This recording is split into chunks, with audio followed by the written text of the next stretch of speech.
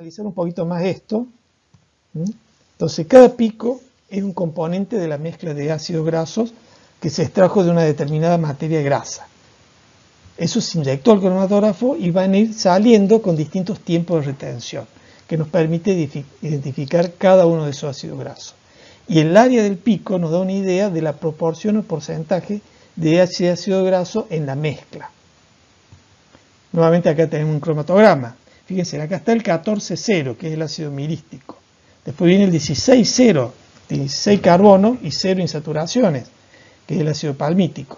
El 18,0, el ácido esteárico. 18 carbonos, 0 insaturaciones. Después viene el 18,1, que es el ácido oleico. O sea, 18 carbonos, pero con una insaturación. 18 carbonos con 2 insaturaciones, linoleico. Y después el linolénico, que viene de 18 carbonos y 3 insaturaciones. Después viene el 20,0, el 21, el 22,0, el 22,1 y el 24,0. Bueno, este es un perfil de ácido graso que puede ser un aceite de maní con alguna mezcla de algún otro aceite, como para no decir que es solamente aceite de maní. Este para mí es más bien un aceite de canola, un aceite de canola mezclado con aceite de maní. Es una mezcla, digamos, de aceite. Simplemente para que ustedes vean los distintos ácidos grasos. Y lo más importante acá, usted dice, bueno, ¿cuál es el ácido graso de mayor cantidad en esta mezcla? Y bueno, está clarito, este es el del pico más grande, el 18,1, es decir, el ácido oleico. Después le sigue el linoleico y después le sigue el palmítico. Ustedes, viendo el tamaño del pico, saben cuál es el más importante. Y viendo el tiempo de retención cuando aparece, van sabiendo qué tipo de ácido graso es el que tiene esa mezcla de aceite. Eso es importante saber eso, entender. Cada pico es un ácido graso. A medida que el tiempo de retención aumenta, va aumentando el tamaño del ácido graso. A medida que aumenta las insaturaciones, aumenta también un poquito el tiempo de retención. Y bueno, y el tamaño del pico que nos da una idea del porcentaje que tiene ese ácido graso en la mezcla. Por ejemplo, acá tenemos una tablita con distintos ácidos grasos, el 12,0, 14,0, 16,0, 18,0, 18,1, 18,2, 18,3, 22,1, otros. Y los aceites, por ejemplo el maíz, ustedes pueden ver, tiene 16,0, 18,0, 18,1, 18,2 y ya prácticamente no tiene más nada. Por ejemplo, buscamos, bueno, acá el maní, esta es otra composición distinta a la que vimos ahí. Y así tenemos, mire, fíjense aquí el girasol. El girasol tiene 16,0, 18,0, 18,1, perdón, tiene más un 20% nomás. Mucho 18,2 tiene el aceite de girasol. Para que tengan una idea. Entonces ven, por ejemplo, cada aceite tiene su característica. Entonces, si uno se pone a analizar el perfil de ácido graso, puede caracterizar cada aceite. Ustedes se fijan, un aceite de soja, ven acá tiene 16,0, un 10%, tiene mucho 18,2, también tiene mucho 18,1, pero más 18,2, y tiene 18,3. Si ustedes se fijan, no hay mucho aceite con 18,3, excepto el de lino, que tiene mucho 18,3. El de soja tiene, pero los otros casi que no tienen. Acá hay uno que está, bueno, el de acá, este de palma tiene un poquito también 18,3. Pero bueno, no son aceites que tengan grandes cantidades. Que tiene el de soja, es una de las características, la presencia de 18,3. Bueno, vamos a ver ahora, por ejemplo, el colesterol, que también nos aparece en el rotulado nutricional. Hay dos métodos para estudiar el colesterol. Uno es cromatografía gaseosa, como la que vimos recién para los ácidos grasos, y otra que se llama cromatografía líquida de alta presión. La cromatografía líquida de alta presión trabaja similar a lo que es la gaseosa. Necesita un lugar donde va a inyectar la muestra, una columna donde se va a separar la muestra y luego un detector que va a permitir detectar lo que está saliendo de la columna. La diferencia con la gaseosa, que acá no va a correr un gas por la columna, sino lo que va a arrastrar la mezcla va a ser un líquido de alta presión. Por eso se llama cromatografía líquida de alta presión.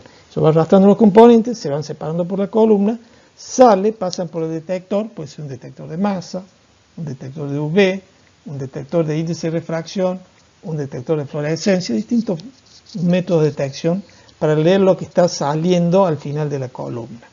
Y de esa manera también va construyendo los cromatogramas. Por ejemplo, acá tienen un aparato de líquido de alta presión, tiene, digamos, un hornito acá donde va la columna, los detectores, pueden tener todos los detectores o algunos de ellos, tienen los mezclas con frascos con líquidos.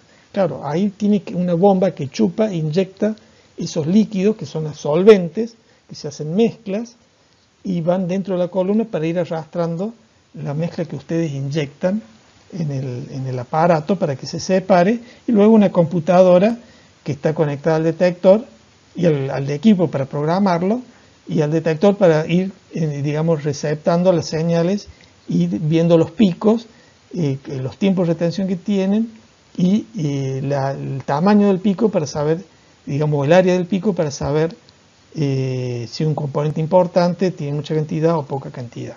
¿Ven? Acá tenemos cromatogramas del colesterol. En realidad son todos los esteroles y uno de ellos es el colesterol. Bueno, yo acá no lo alcanzo a leer, me parece que uno de estos que está acá creo que dice colesterol, es el 1, este sería el colesterol. Y estos son otros esteroles, obviamente por la composición son fitoesteroles. A lo mismo acá, por ejemplo, este es el pico del colesterol. Después tiene otros picos que son otras moléculas.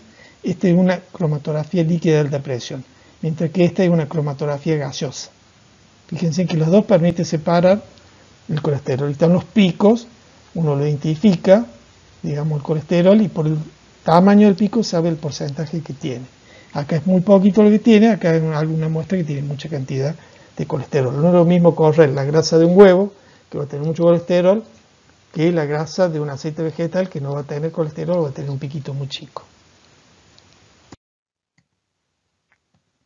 Siguiendo con los métodos de análisis químico, también aparece en el rótulo, en el rotulado nutricional, la cantidad de sodio que tiene. Habíamos visto que aquel era un maní frito salado, y al tener sal tiene mucho sodio, tenía 700, casi 800 miligramos de sodio por 100 gramos de maní, o sea que tiene mucha sal. La forma en que se determina es, primero hay que hacer la ceniza para tener los minerales, y luego esas cenizas se disuelven en un líquido, en un ácido nítrico, y se corre una espectrometría de absorción atómica. Esa espectrometría de absorción atómica está basada en la medición de los espectros de absorción, emisión y fluorescencia que tienen átomos o iones elementales. Es decir, que usted cuando hace esta espectrometría, de acuerdo al espectro que tienen, le va dando los minerales que tiene y la cantidad que tiene cada uno de esos elementos que están formando parte de los minerales.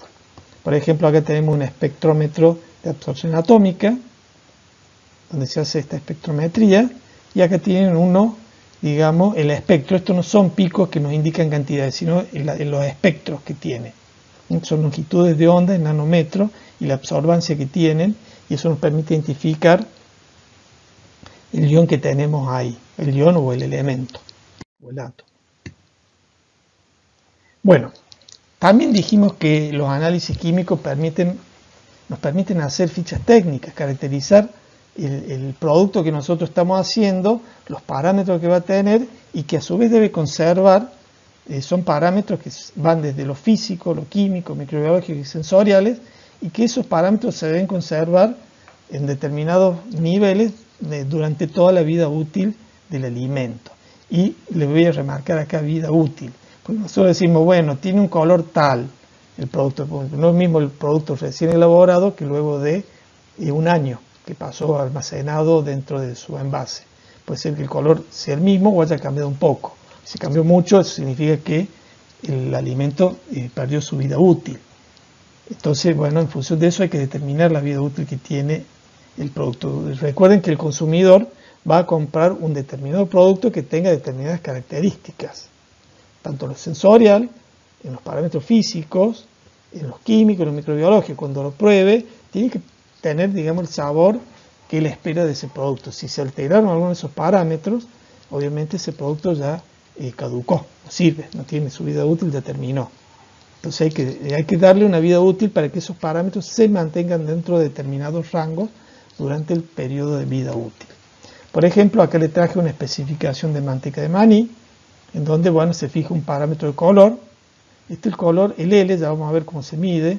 El peróxido, porque esto nos va a dar también idea, tiene que estar menor de 10 durante la vida útil del producto, la humedad que tiene, la acidez libre, ya les voy a explicar cómo se mide. Por ejemplo, acá tenemos las toxinas, no puede tener más de 15 ppb, partes por billón de aflatoxinas. Estas aflatoxinas las forman hongos, y cuando tiene niveles altos es muy tóxica y hace mal al consumidor, entonces tiene niveles muy bajitos. Lo máximo que se tolera en el Código Alimentario Argentino son 20 ppb.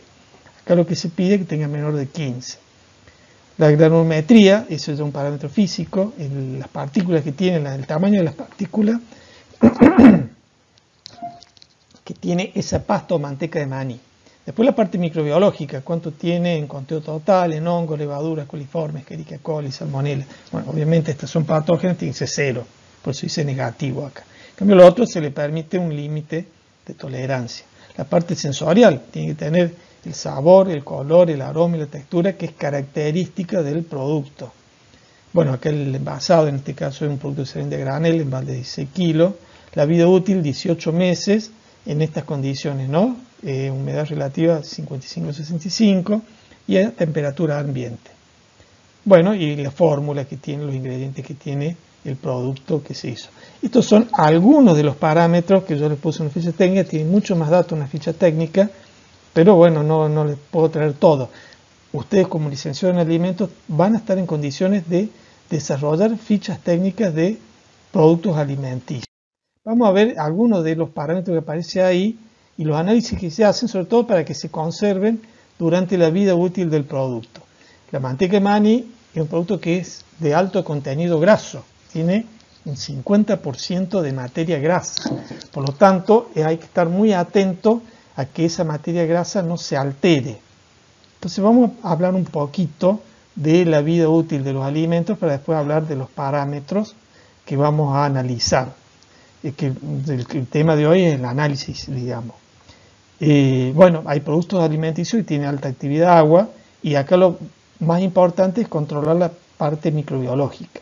Esto es lo que no se nos tiene que descontrolar. Realmente son productos de corta vida útil cuando hay mucha actividad agua, pero bueno, básicamente lo más importante a controlar es lo microbiológico. Eso no significa que se midan parámetros químicos, parámetros físicos y parámetros sensoriales. Simplemente estoy diciendo que el tema microbiológico es crítico. Cuando la actividad agua es baja y es bajo el contenido graso, normalmente los productos son muy estables, se les fijan parámetros físicos, químicos, microbiológicos y sensoriales, pero son muy estables, no se alteran generalmente durante el almacenaje. Sin embargo, acá hay que tener mucho cuidado con el tema de la infestación, el ataque de insectos. Normalmente estos productos, al ser muy estables, se envasan, por ejemplo, una harina, ustedes la envasan en un paquete de papel prácticamente. Un papel resistente, pero es papel. Y ese papel, los bichos se lo comen, se meten adentro y atacan la harina, porque claro, los insectos son atraídos por la harina. Entonces, o por ejemplo, una bolsita de nylon muy común, plástica, que tiene lentejas o porotos o garbanzos. Bueno, los materiales de envase son baratos, no necesitan alta barrera, se conservan un año tranquilamente, siempre y cuando no se las coman los insectos. Cuando tenemos productos con baja actividad agua y alto contenido graso, acá ya se nos prende una alarma roja, alto contenido graso. La grasa o los lípidos tienen el problema que sufren mucho deterioro oxidativo, se oxidan. Y cuando se oxidan, se genera lo que se llama el sabor rancio. Entonces acá hay que estar muy atento a lo sensorial, y también hay indicadores químicos que nos permiten saber el grado de deterioro que tiene esa grasa. Por ejemplo, la lipólisis, que significa que se hidrolizan los lípidos, los triglicéridos, liberando los ácidos grasos. Cuando es muy alta la acidez, significa que esa grasa está bastante deteriorada. El peróxido, que nos está dando idea de la oxidación primaria que sufrió esa materia grasa, y la formación de volátiles de oxidación, que nos está dando una idea de los productos de oxidación secundaria que tiene una materia grasa de un determinado alimento. Es decir, que acá cuando tenemos un alimento muy graso, muy atento al deterioro de los lípidos, y lo podemos ir controlando con indicadores químicos como la acidez, el índice de peróxido, la medición de volátiles, o indicadores sensoriales midiendo el sabor RAM.